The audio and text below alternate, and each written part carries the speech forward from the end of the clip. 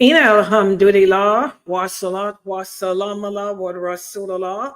I'd like to welcome everybody to our series on how to pray from A to Z. And in this class, what we're doing is going over the hadiths taken directly from the authentic sources as to how the Prophet Muhammad sallallahu alaihi wasallam instructed us as Muslims to pray. And the last time that we met for this class, we went over purification issues. We've discussed things that may or may not impact our wudu or the purification process. So I'm going to start off with a quiz for everyone. I'm going to put the PowerPoint up on the screen first. Just bear with me.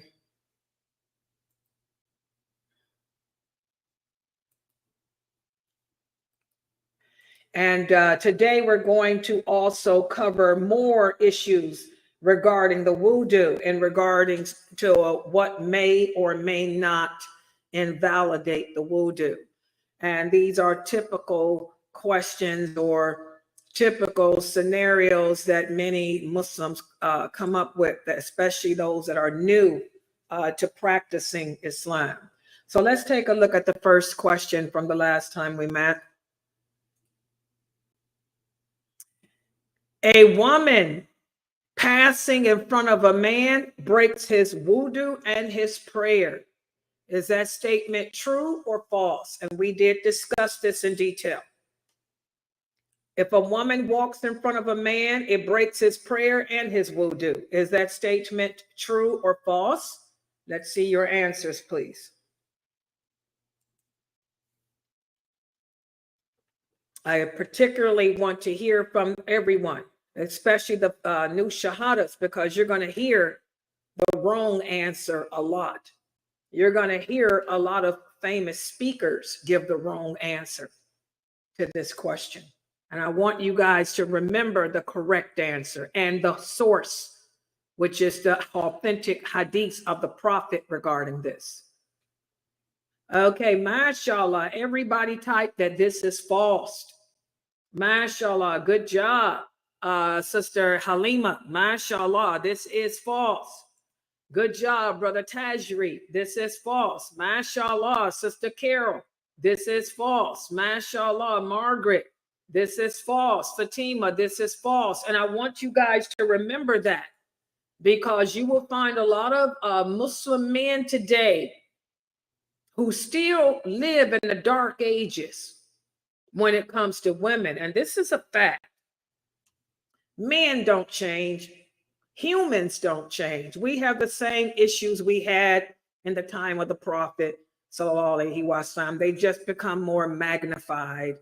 You know, there are a lot of men that live in the dark ages. They want to say that a Muslim woman is a bad thing. And I say Muslim woman because they don't have a problem with the Kafir women. I find it very strange that these men that make all these comments about Muslim women and how we're supposed to be slovenly and how we're less than human, they kiss the feet of Kafir women who are naked and everything un-Islamic, irrighteous. You know, they love non-Muslim women, but they hate their own women. I mean, that's really crazy, these brothers. Okay, this is not true. A woman does not break a man's wudu nor his prayer. If I walk in front of you that you're praying, so what? Whoop-de-doo.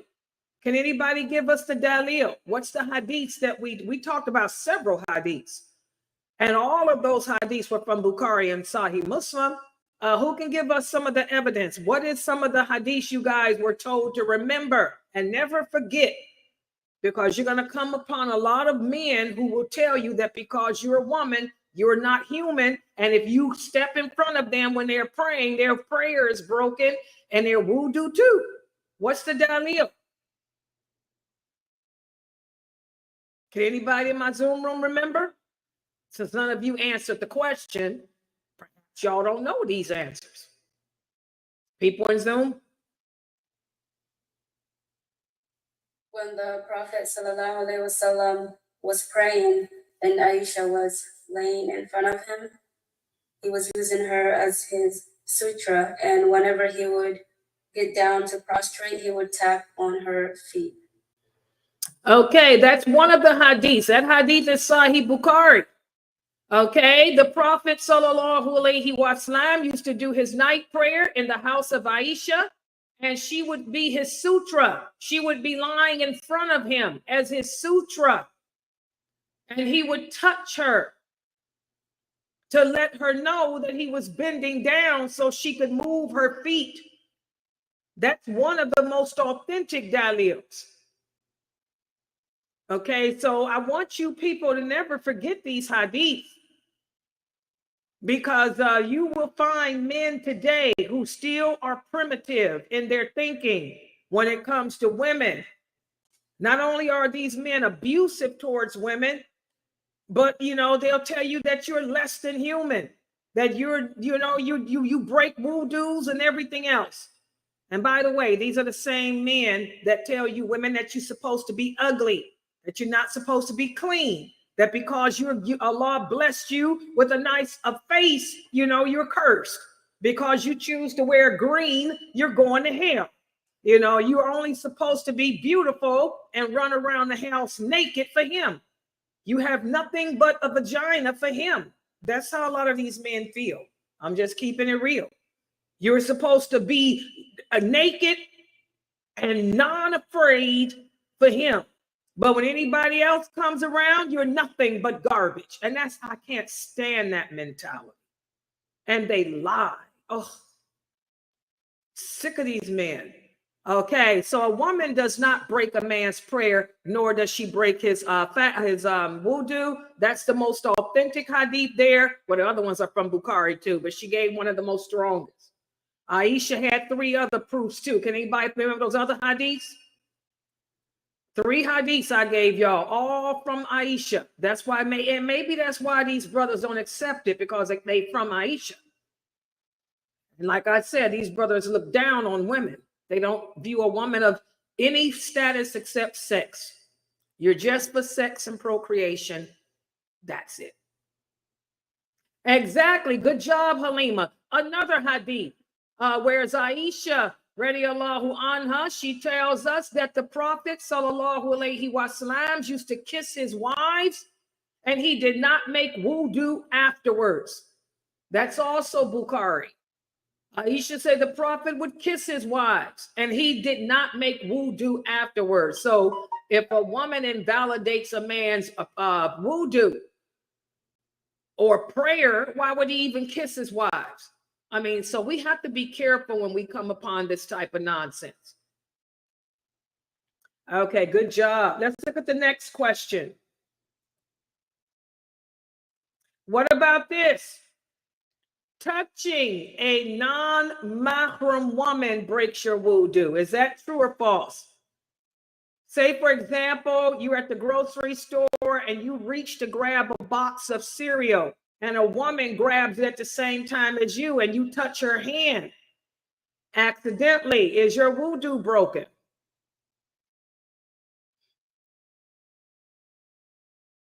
A non-mahram woman breaks your wudu if you touch her. Is this statement true or false? A woman gives you a pencil in school. You're in school and another girl gives you an ink pen and you accidentally touch her hand when you grab the pen. Your wudu is broken. True or false? Mashallah, this also is false, guys. This is false. And again, the same hadith. Okay. So I want you brothers to understand that women are not animals. We're human just like you. We don't invalidate your prayers. We don't break your wudu or any of that. So you brothers are going to have to toughen up. I know a lot of you, and I do mean a lot of you brothers are very weak-minded when it comes to women. I don't understand why, because we women are not weak when it comes to you. But maybe that's just how Allah created us a little better. But I know a lot of you brothers are weak towards women. Okay, you're going to have to man up. Ask Allah to strengthen you so that you are not so weak and dumbfounded when you're around women. And I don't know why you guys are the way around Muslim women, because you don't have a problem with the Kafir women.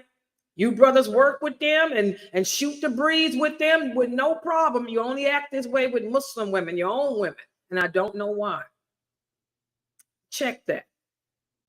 All right. Next question. What about this?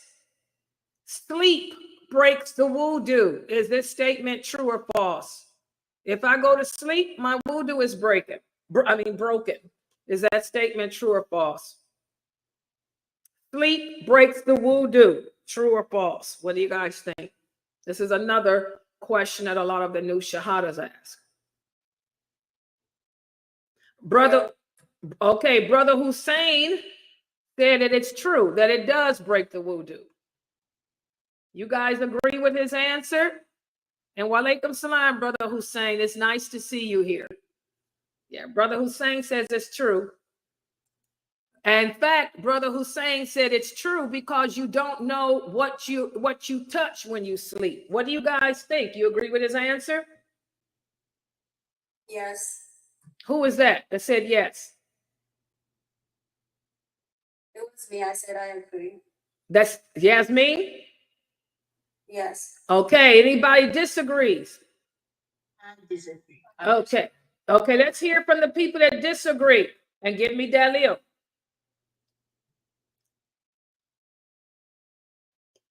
I'll say it first. So I disagree because the Prophet Muhammad sallallahu alaihi wasallam was sitting up and he was asleep. So he said a deep sleep. So when you lay down and you're in a deep sleep, but if you're sitting up, you're not actually asleep because you can actually hear people when you're around because you're not in a deep sleep. Okay, good job. Anybody else that says that this is false? Exactly. They're right. Brother Hussein and Sister Yasmin, both of you got this wrong. This is a misconception that a lot of Muslims have. And we went over several hadiths. The Prophet sallallahu alaihi wasallam would tell the companions, this is one hadith, this is Sahih Bukhari and Muslim, that whenever the Prophet would send the companions out on an expedition, he would tell them to not remove their socks and not to get too comfortable. And when they sleep, to sleep sitting up. Because when you sleep sitting up, you're not really asleep. You're still conscious of what's going on around you. And he never required that they make a wudu afterwards, remember? And then we have the hadith of Ibn Abbas and Ibn Anas and Ibn Umar and Aisha, radiallahu anha, to all of them. They said that the Prophet never had any of them redo a wudu, and nor did he redo a wudu if they were sleeping sitting up, as long as the buttocks were on the ground. And then we have the hadith of Ibn Umar. He said sometimes we would fall asleep. That one time they fell asleep while the Prophet had delayed the Isha prayer. He had delayed the Isha prayer to the last third of the night. And this is Sahih Muslim. The companions were sitting around waiting for him. They were sitting up. They had their wudu, and some of them had nodded off to sleep, and you could hear them snoring. But when the Prophet came to do the prayer, everybody woke up and none of them made a new wudu. Okay, so all of those hadiths are authentic. So the only type of sleep that's going to break your wudu is if you lay down. If you lay down and go into a deep sleep, because that's a deep sleep. When you lay down and get comfortable and get warm and put your blanket on and get all warm, I'm sorry, baby, it's lights out. You ain't conscious. But sitting up, you're still halfway there. So I want you guys to remember that only if you're laying down sleeping do you have to redo the wudu. And this is important to know because but before I retired, I used to work third shift, and I had other Muslims at my job. A lot of the men like third shift because it was lazy. They didn't have to do no work. So I would tell the brothers all the time, because they would come to work and they would like to lay on the couch and go to sleep and sleep the whole 8 hours. Now I tell them, I would tell them, this is why you guys are getting busted. They're getting caught on the job sleep, and you getting written up. And I can't defend you as a union steward because they got you on camera. I told them, if you guys are going to nod off, sit up. And that way, because you're still conscious, you can hear if the door opens. You can hear a key rattle. You can hear voices talking if you're sitting up. But when you men lay down, it's not lights out. You don't hear nothing. Okay, so that's something to remember for third shift people too. Don't ever go to work and lay down and go to sleep. You're going to get caught. You know, if you're going to nod off, you know, put a hood on and so they cover your eyes so they can't see what you're doing, and you sit up. Okay. All right. Yeah. Next question. What about this? Touching the sexual organs with your hand breaks the wudu. Is that statement true or false? If I touch my private part with my hand, it breaks my wudu. Is that true or false?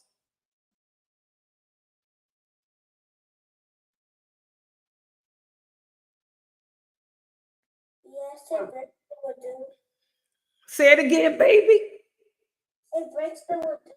MashaAllah. Which baby was that, y'all? Was that Precious's kid? It's Gucci.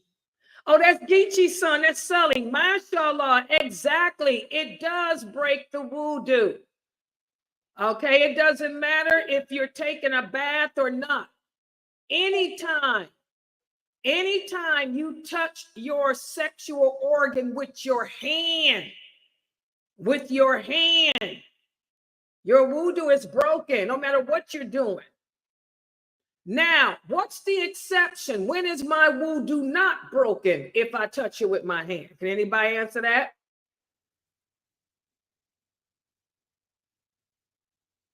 When is my wudu not broken with my hand in regards to the sexual organ?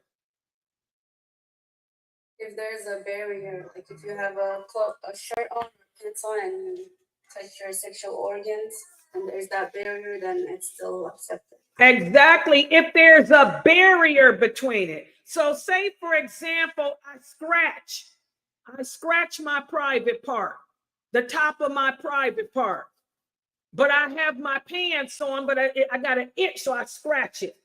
Did I break my wudu?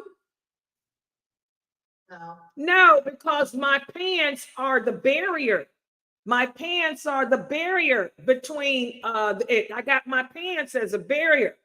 But if I take my hand, stick it inside my pants and touch the skin, my hand to the skin of my private part, is it broken then? Yes, it is. So I want y'all to remember that. Okay. So it doesn't matter what you're doing. If you touch the private part with your hand, with nothing between it and your hand, it's broken. But if there's some type of fabric between my hand and it, then it's not broken. Does everybody understand? And I mean fabric, because a person asked me, what about lotion? Lotion is a barrier. No, we're talking about cloth. Everybody understand? Cloth. Okay. Okay, let's see. I got a question here on what about if I get spot? Oh, this is somebody. Who is this? Oh, hold on. I want you sisters to understand what a menses is. I don't care how old you are. It don't matter if it's the 12th of the month, the 10th of the month. It don't matter if it's 10 days, 100 days. You sisters are on your period until there's no blood coming out of you. Do y'all understand that? I get these same questions every day. There's no such thing as a spot. It's blood. Wait, let me type back.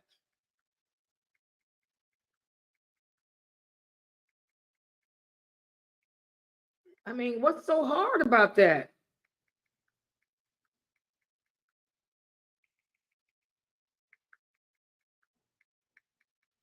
As long as some blood is coming out of your vagina, you cannot pray.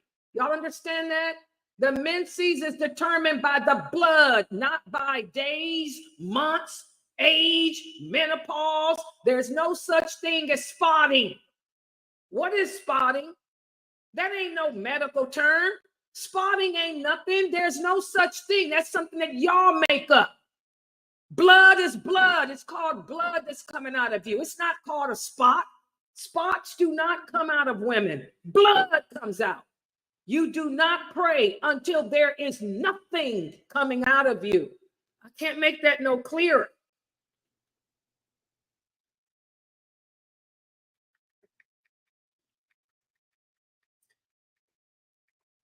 As long as anything is coming out.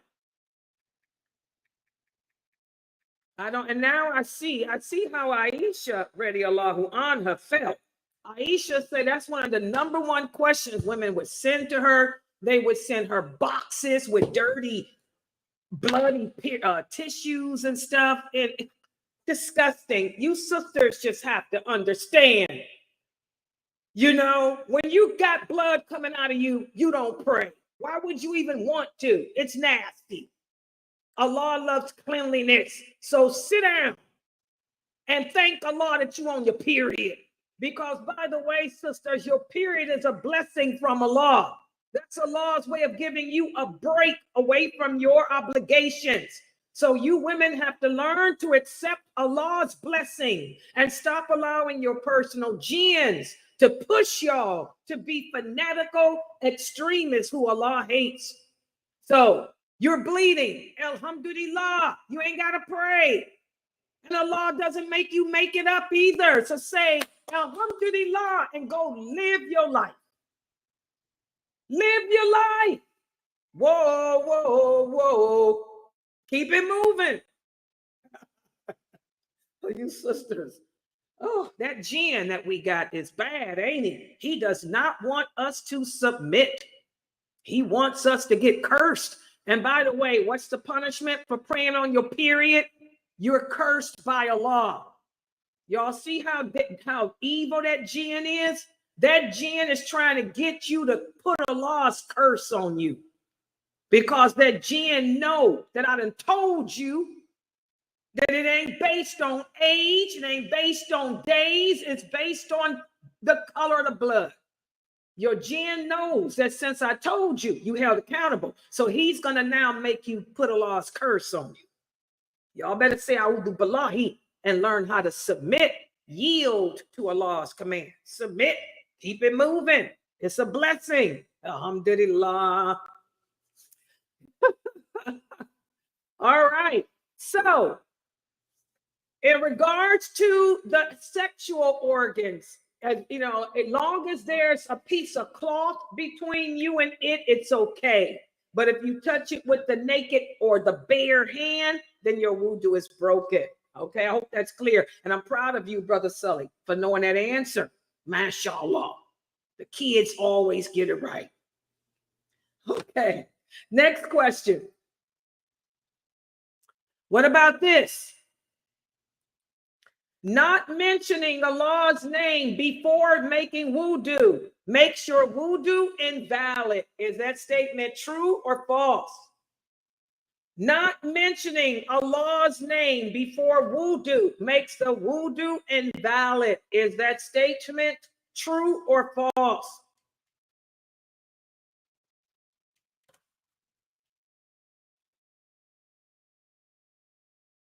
Right. In other words, not saying Bismillah. If I don't say Bismillah, my wudu is invalid.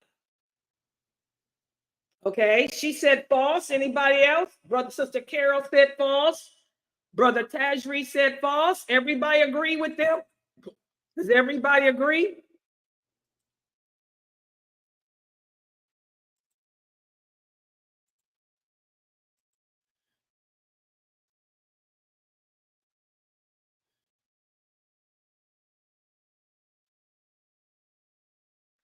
Okay. Whoever this person is, I know what my question is. There are no spots that come out of a woman. My statement was correct. What comes out of a woman is called blood. And as Muslim women, we don't pray when there's blood coming out of us. So thank you, but no thank you. I know what spotting is, but a woman does not produce spots. We secrete blood. All right. So thank you, but no thank you. Let me teach my class. You listen or leave. All right. Who is this person? Oh, look at that picture. Do I have any moderators on Rumbo? That's Rumbo. Might not even be a Muslim. I know Muslim women, y'all do everything on your period. Y'all even have sex on y'all's period. So that I could care less. Okay, let's get back to the question. What about this, guys? Not mentioning Allah's name before wudu makes the wudu invalid. Is that statement true or false? Anybody think that it's true? Good job. Good job, Nicola. This is false. Good job, Brother Tarek. This is false. And I want you guys to remember that because, again, a lot of Muslims today follow madhabs. And you will find these madhabs that will tell you that if you don't say Bismillah, that your wudu is not accepted. That's not true. As we talked about the last time we met for this class, there is no hadith that says that this is a requirement. I mean, it's something that you can do if you want to, because we try to mention Allah's name in everything. Okay? But this is not a condition of the wudu. All right? So good job on that. None of y'all got that wrong. I'm proud of you. MashaAllah. What about this? Okay, so those were the questions. Y'all did good. I'm proud of you, especially the kids here. MashaAllah, y'all did good on that quiz. And like I said, I'm going to review that with you guys again because a lot of the people, new Muslims and old, have, asked questions about, what type of actions invalidate the wudu and which don't. And today's class is going to be super important because we're going to answer the question about reading the Quran. Does reading the Quran without wudu, do you have to have wudu to read the Quran? I'm going to give you the correct answer based on what the original companions had to say, and it might be shocking for some of you. We're going to answer the question about touching the Quran. Can I touch the Quran without a wudu? I'm going to give you the companion's answer, and it's going to be shocking to a lot of you. We're going to also talk about other things. So let's get started, because tonight, and of course, I got all the dalil, the hadiths with their sources. Okay, and you're going to be surprised because most of us don't know the correct answers. Okay, but let's first address this issue here. What about bleeding from an unusual place? Say, for example, I got wudu, but my nose starts to bleed. Or say, for example, I cut my finger while I'm cooking. Or say, for example, a man is getting cut and he does this stuff break the wudu? That's the question. Does this break the wudu? Well, listen to what Saeed El-Hassan said. He said the Muslims still prayed even while they had wounds. And I want y'all to remember that. And this is a Bukhari hadith. Even though the Muslims were wounded in battle, they still made salah. You guys know how Umar radiallahu anha was murdered. He still continued to make his prayer, even though blood was pouring out of him. Also, we have this hadith, Ibn Umar, he squeezed a pimple until it bled, but he did not renew his wudu. We also have another companion, Ibn Abi Uqi. He spat some blood out and he continued his prayer. And of course, there's the hadith about Umar. He prayed while blood was flowing from his wounds. Okay, Ibn Bashir was hit with an arrow, but he continued his prayers. So it goes on and on and on. There's so many hadiths that show that, the only blood, the only type of bleeding that invalidates your wudu and your prayer is your menses. If you are a woman and you are on your menses, okay, if a woman starts her menses, then her prayers and her fast and her wudu are invalidated. But any other type of bleeding from a man or any other woman that's not on her menses, that does not invalidate. And then here's another question. What about vomiting? The correct answer is vomit. Vomit does not break your wudu. It doesn't break your fast either. Okay? So it doesn't matter if it's a lot of vomit or a little bit of vomit. There is no authentic hadith on the planet that says vomit breaks your wudu. Now, what do y'all think about camel meat? Can anybody tell me that before I give that correct hadith? Does eating camel meat break your wudu? What do y'all think?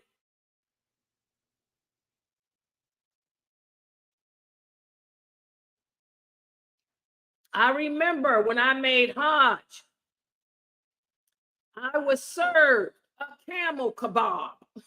That's what I called it. I don't know what it was, but it was the best meat I ever had in my life. It was camel meat on a stick and it was barbecued. Oh my God, it was so sweet and good. I sat there and ate about 4 or 5 of those shish kebabs. Shish camel kebab. And I remember after I got through eating, it was time to pray. And the person I was with told me that my wudu was broken, that I have to make a new wudu. Was that person correct? What do y'all think? Nobody knows? Okay, well, here's the correct answer. Eating camel meat does not, I repeat, does not invalidate your wudu. This was the opinion of not only the original companions, but it was also the view of Umar, Abu Bakr, Umar, Uthman, and Ali. And there is no authentic hadith that says it does. But what we do find is a hadith that recommends that you should make wudu. But does that hadith say that you have to? Okay, let's take a look at this hadith right here, from Jabir ibn Sumra. He said, a man asked the Prophet sallallahu alaihi wasallam, should we make wudu after eating sheep? He said, if you want, you can. But if you don't, then don't make wudu. The man then asked, should we make wudu after eating camel meat? The Prophet said, yes. Yes. Al-Bara ibn Azib tells us that another man came after him and asked the Prophet about praying in the den of a camel. And he said, don't pray in them because they have a devil following after them. And then he asked about the sheep. He said, pray in them because they're dead. They are blessings. Now, this hadith here, this hadith you will find in Dawood and in Dawood. A lot of people use this hadith to say that if you eat camel meat, you should make wudu. But they don't know the rest of this hadith. When the prophet told this man to do it, it was a recommendation. It wasn't a command. And a lot of people don't know that. Okay? And even still, if you follow a method, I'm sorry, Imam Ahmed, Imam Hanafi, even Ibn Taymiyyah, even Sheikh Albani, none of them understand this religion better than Abu Bakr, better than Umar, better than Uthman, better than Ali, Aisha, or any of those originals. So if it's the opinion of all the caliphs that came after the first four caliphs, rather, and the opinion of all the original companions and the following generation. In fact, not just the original companions, it's also the view of the second generation that camel meat does not break wudu. Who are these other men to overrule them? That's why I tell you guys, you have to know the hierarchy. Okay? No one understands this religion better than those originals. So camel meat does not break your wudu. And that's what I told the person I was with when I made Hajj. I said, I don't have to make my wudu over. Yes, you do. Yes, you do. And they gave me this little hadith here. I said, but you don't know the whole hadith. That was a recommendation. That was not a command. And I'm not making wudu over. And I got up and walked away. I tell y'all, the Hajj I went on, that was my worst experience. I've never experienced so much fitna from people, you know, and rather than argue with people, you just get up and walk away. Okay.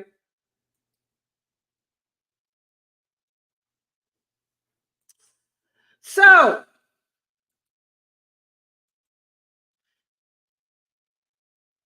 what about this? Excuse me. I'm trying to move so I can see it on my. A lot of people ask me the question, what about if you think you pass gas, but you're not sure? In fact, this question came up when we had this class the other day.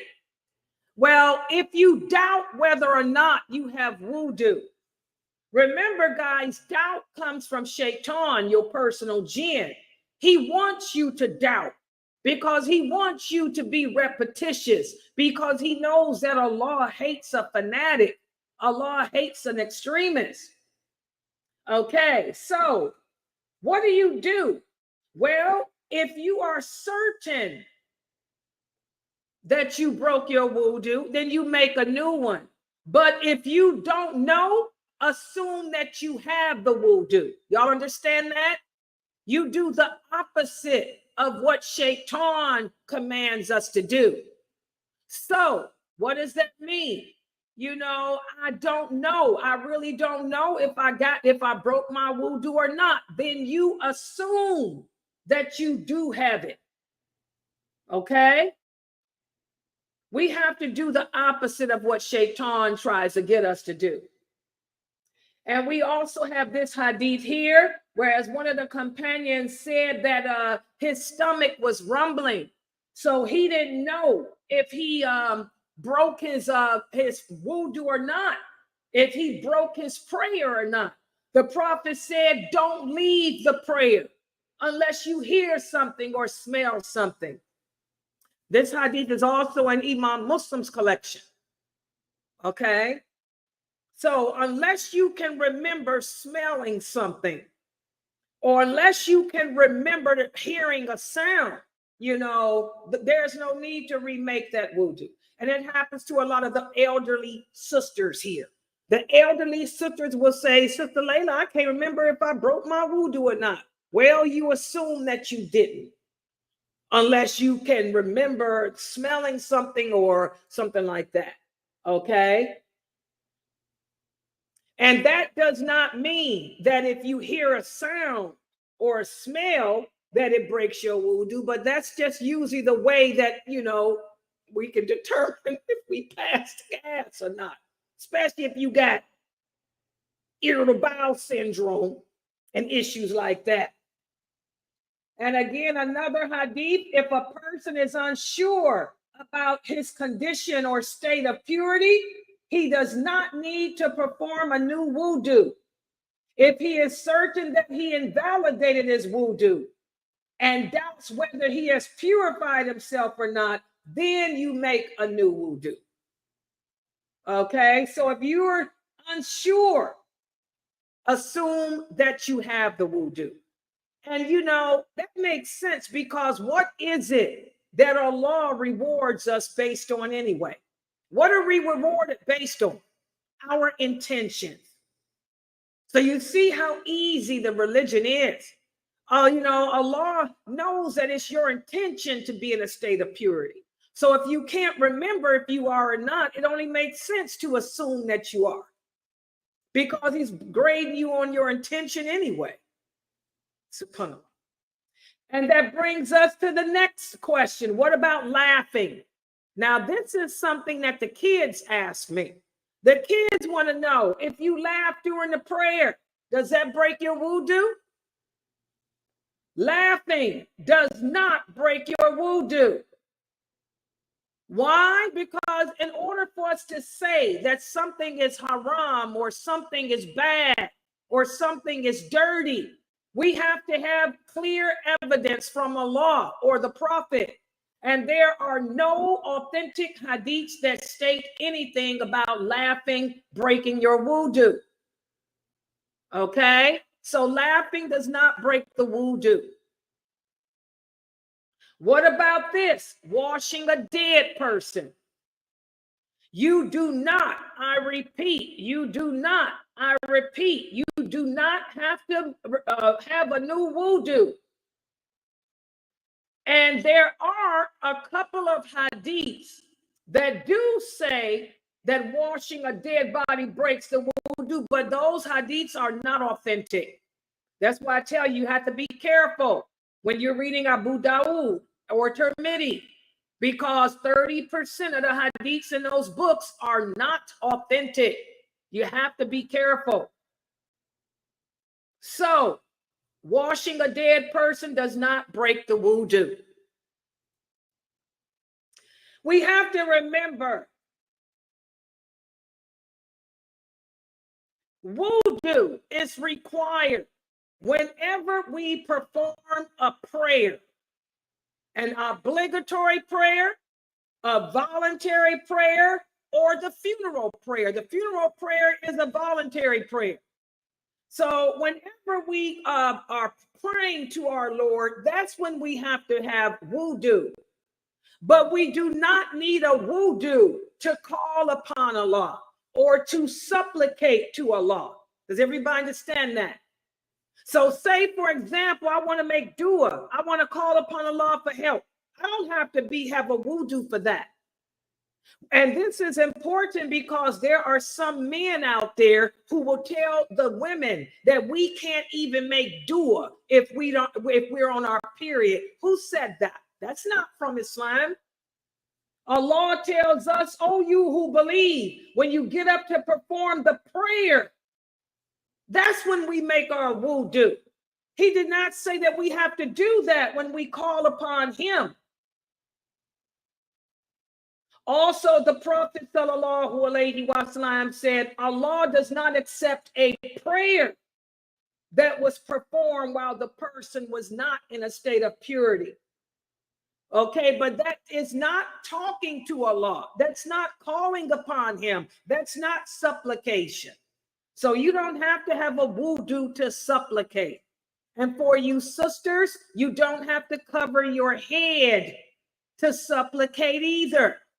You don't even have to have an abaya on to talk to Allah.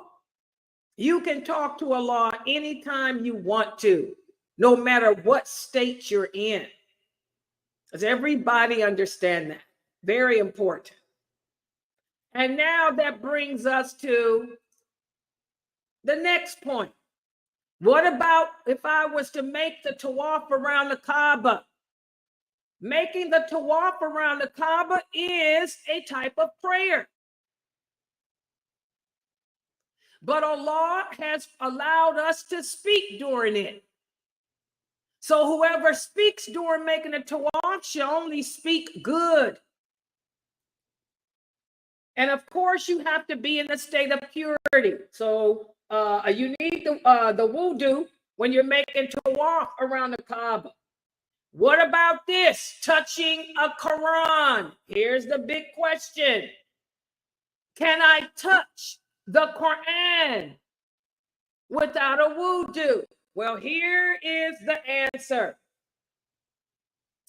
Abu Bakr, the son of Abu Bakr ibn Muhammad, related from his father on the authority of his grandfather, who was that the Prophet sallallahu alayhi wa sallam sent a letter to the people of Yemen, which stated, no one is to touch the Quran except one who is in a state of purity.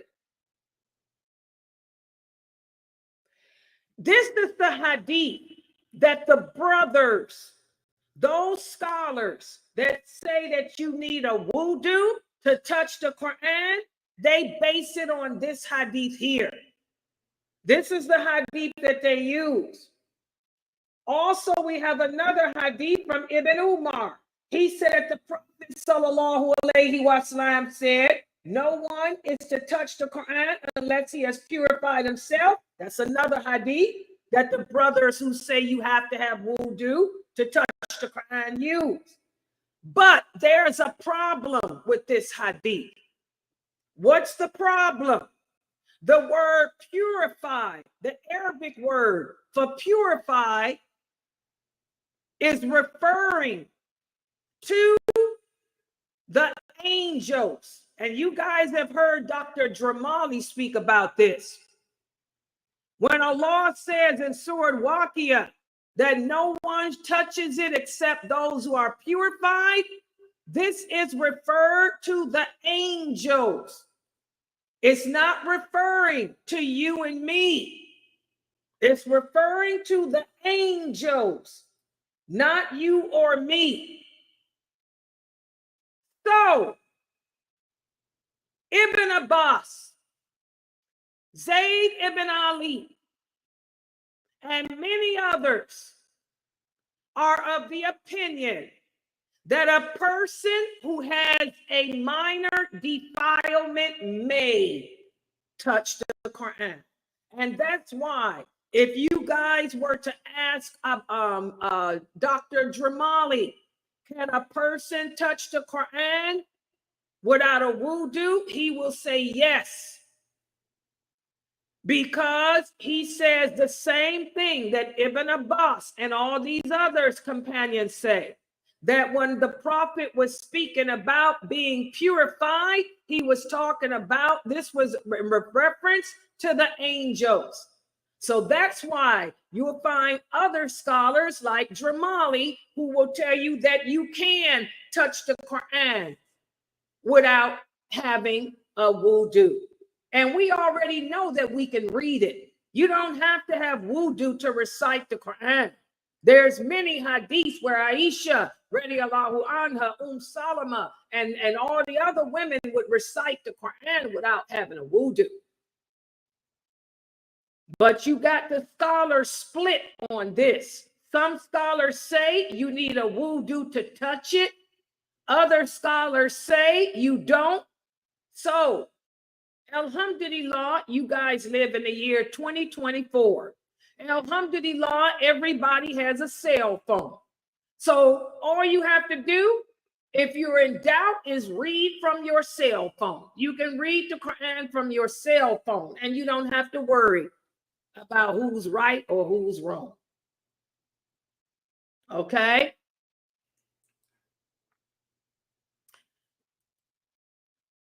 Finally, the last question. Do you have to have wudu when you mention Allah's name? There's nothing. We do have the hadith whereas the Prophet sallallahu alaihi wasallam was answering the call of nature, and a person gave him salams and he didn't respond. And the person asked him why, and he said, because, I was answering the call of nature and I didn't want to, out of respect for Allah, didn't want to mention Allah's name. We all know that hadith. But do you know that there's other hadiths? Whereas the Prophet sallallahu alaihi wasallam was in a state of impurity, and a person gave him the greeting of assalamu alaikum, and he did return it. And also we have this hadith of Aisha radiallahu anha. She said the Prophet sallallahu alaihi wasallam used to remember Allah at all times, even when he was not in a state of impurity. So you do not have to be in a state of purity to mention Allah's name. Here's another hadith from Ali. He said the Prophet would come from relieving himself. He would recite to us and eat meat with us. And nothing would stop him from the Quran except post-sex impurity. So there you go. We have a lot of extremists who will tell you that you can't even say Allah's name without a wudu. This is not correct. And going to sleep. The Prophet sallallahu alaihi wasallam suggested that we keep Allah on our mind as often as we can. That we not only wake up in remembrance of Allah, but we go to sleep that way too. The Prophet Muhammad recommended that we make wudu and we lie on our right side when we go to sleep. But is this an obligation? No. This is something that he encouraged us to do, to make our last thoughts in this world and to make our last actions in this world be for Allah. But do we have to do that? No. Okay. So those are the things I wanted to go over today about the wudu. As you can see, there's a lot of misconceptions out there. Islam is easy. And there's only two sources, the Quran and the Hadith. Okay. And no one understands this religion better than those original companions. So whenever we're in question about something, we need to look to see what those original companions had to say, how they understood it to be. And no one can out-trump them. No one can out-trump those originals. All right, so I'm going to stop right here. Subhanakallahumma wa bihamdika. Ashhadu an la ilaha illa anta astaghfiruka wa atubu ilaik. Are there any questions or comments? Any questions or comments? And by the way, tomorrow, Dr. McBride's class is canceled because he has to fill in for the other doctors. But we do have my class and Sheikh Saud. Inshallah, Sheikh Saud will be at 8:30 p.m. Eastern Standard Time. Yeah, any questions, comments?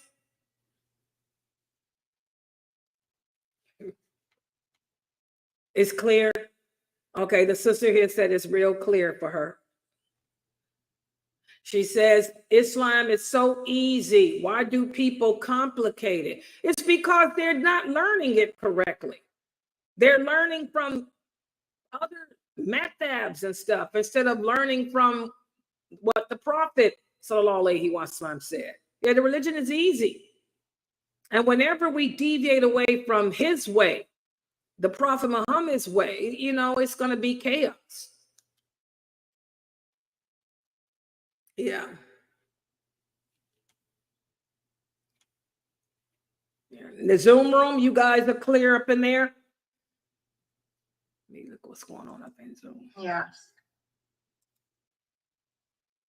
Oh, okay.